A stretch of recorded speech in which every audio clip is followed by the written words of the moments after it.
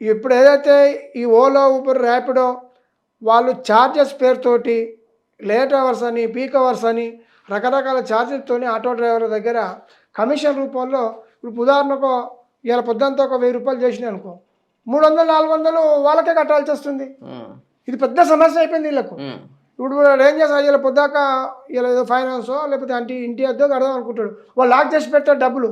ఇప్పుడు పాత ఏమైనా బ్యాక్ ఉందనుకో అట్టే పోతాయి, వాడు లాక్ చేసి పెడుతుండు. ఇది కూడా ఒక పెద్ద నష్టం.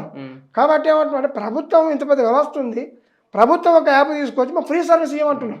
మాకు ఇంతమందికి సమస్య లేదు కదా, మీటర్ వేసుకొని పోతున్నాయి, ఎవరు ఛార్జ్ కట్టాల్సిన అవసరం లేదు. డిజిటల్ మీటర్ ఉన్నప్పుడు ఇప్పుడు మీటర్ వేసే పరిస్థితి లేదు, ఎవరికో పోతుంది ఛార్జెస్.